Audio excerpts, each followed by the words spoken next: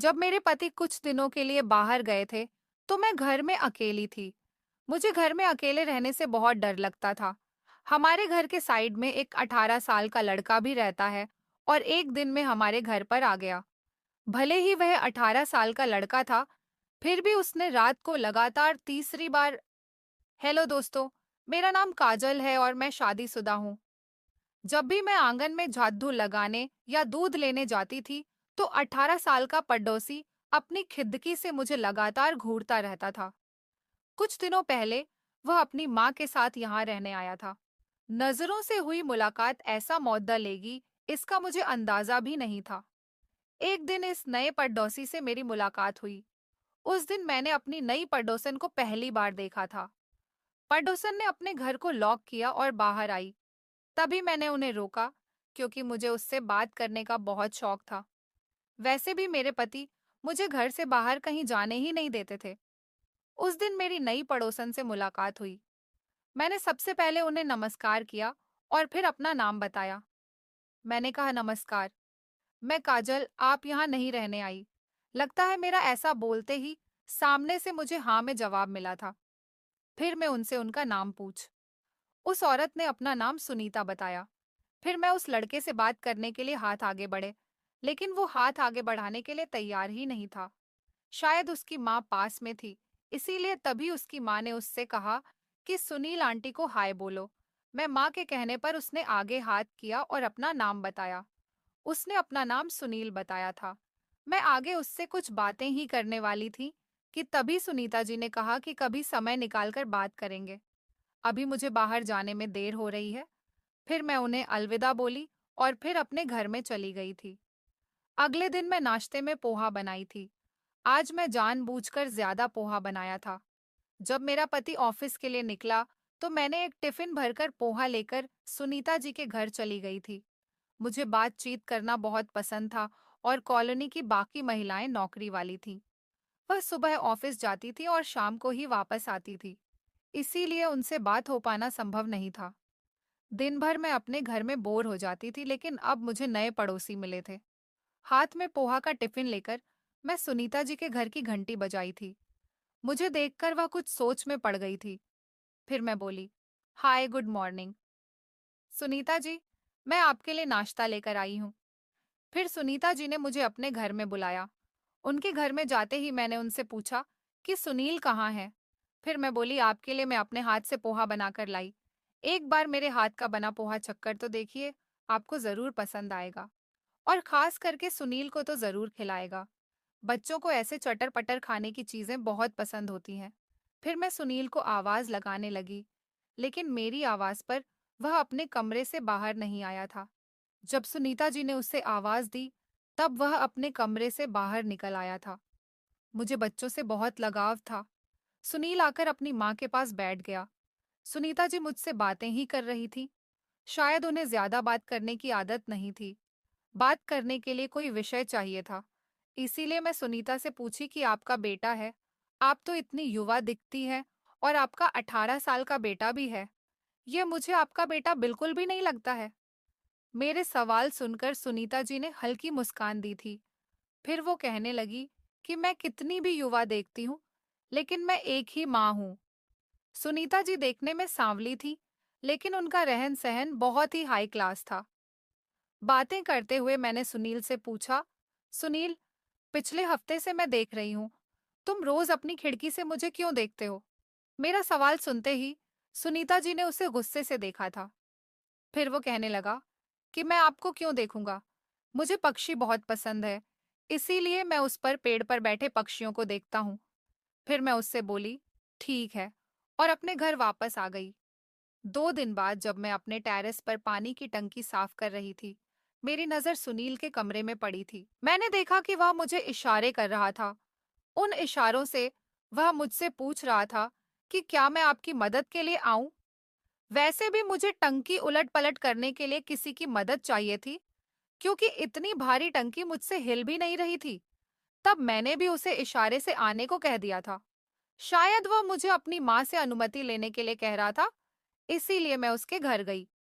दरवाजे का बेल बजाते ही सुनीता जी ने दरवाजा खोला था। मैंने उनसे कहा कि मैं अपने घर की टंकी साफ करने के लिए उतार रही हूँ। मुझे थोड़ी दिक्कत आ रही है, तो सुनील की मदद चाहिए। क्या आप उसे थोड़ी देर के लिए मेरे साथ भेज देंगे? उनके हाव भाव से लग रहा था कि वह उसे भेजना नहीं चाहती थी। फिर भी मैंने उनसे आग्रह किया। तब उन्होंने कहा कि आप जाइए, मैं उसे तुरंत भेजती हूँ। फिर मैं भी अपने टेरेस पर आ गई थी और कुछ देर बाद सुनील भी वहां आ गया। फिर मैं उससे बोली, मुझे टंकी साफ करने में मदद करो। जैसे ही मैं टंकी की तरफ मुड़ी, पीछे से सुनील मेरी साड़ी का पल्लू खींचने लगा। फिर मुझे अजीब से इशारे करने लगा। मुझे कुछ समझ नहीं आ रहा था कि 18 साल का लड़का ऐसा क्यों कर रहा है। फिर मैं उससे बोली, ये तुम क्या कर रहे हो? अगर तुम्हें कुछ कहना है तो कहो, और नहीं तो टंकी का पानी निकालने में मेरी मदद करो। मैं बोल रही थी, लेकिन वह मेरी बातें नहीं सुन रहा था। फिर गुस्से में आकर मैं उससे बोली, मैं तुम्हें टंकी साफ करने के लिए बुलाया है, मेरी मजाक देखने के लिए नहीं। इसीलिए मेरी मदद करो और बाकी की बातें छोड़ो। इस पर सुनील ने कहा कि माँ ने मुझे कपड़े गीले नहीं करने को कहा है। बाकी किसी भी चीज में मदद करना हो तो मैं करूंगा। वह बहुत होशियार लड़का था। मैं तब से मग से पानी निकालकर टंकी खाली करने की कोशिश कर रही थी, लेकिन उसने पास पड़ी एक पाइप की नली लेकर आया और पानी नली का हिस्सा टंकी में डालकर दूसरे हिस्से को अपने मुंह में लेकर पानी खींचने लगा था। ऐसा करने से टंकी का पानी धीरे धीरे निकलने लगा। मैं कब से देख रही थी कि सुनील बहुत गंभीर चेहरा बनाए खददा था।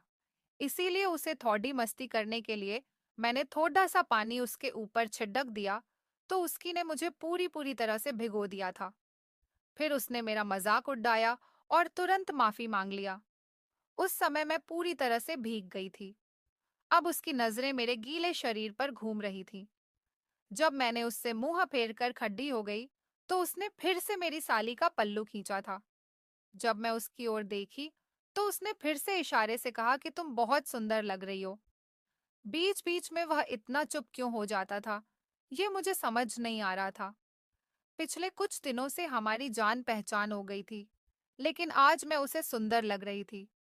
खैर, टंकी साफ करने के बाद मैं नई टंकी में साफ पानी भरने लगी थी। फिर मैं सुनील को अपने साथ नीचे घर में ले आई थी। अभी अभी मैं उस पर काफी पानी उछाली थी। अगर उसकी माँ ने उसे गीले कपड़ों में देखा, तो उसे मेरी वजह से डांट देगी, और यह मैं नहीं चाहती थी। इसीलिए मैं अपने हाथों से उसके गीले बाल को पोंछना शुरू कर दिया। मैं उसके बाल पोंछ रही थी, तब वह सोफे पर बैठा था और मैं खड़े होकर उसके बाल पोंछ रही थी। अचानक मुझे उसके हाथ का स्पर्श महसूस हुआ था और मैं तुरंत उससे दूर हो गई थी। फिर मैं बोली, सुनील, ये क्या कर रहे हो? इस पर उसने कहा कि मैं तो आपका हाथ पकड़ रहा था, सॉरी, गलती हो गया।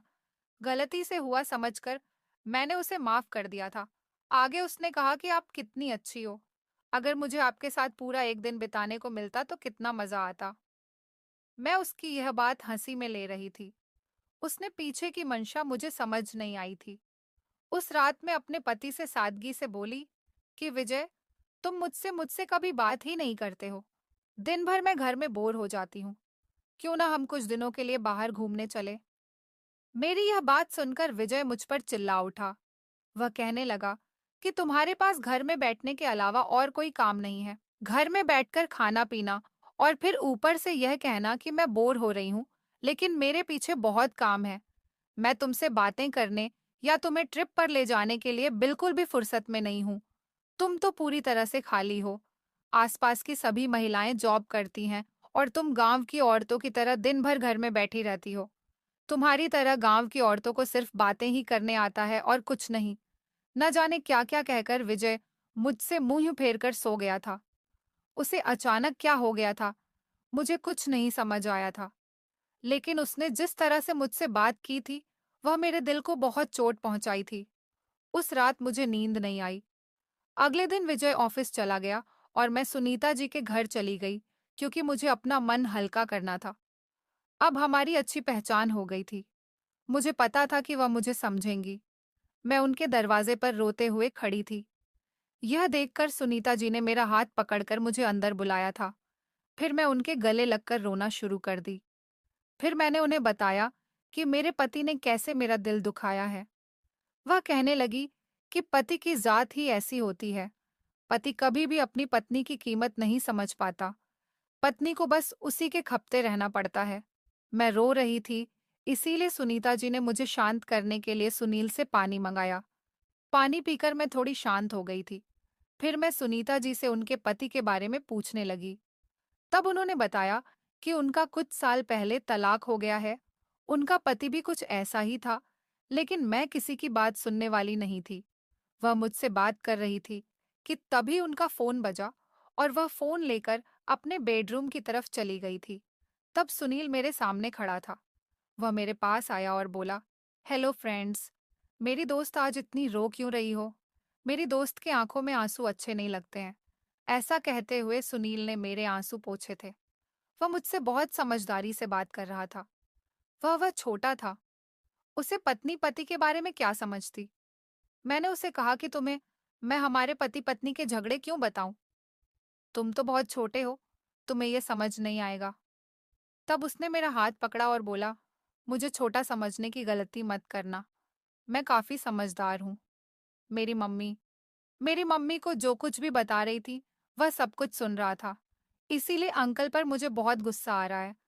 उन्होंने इतनी सुंदर पत्नी को रुलाया। यह नहीं होना चाहिए था।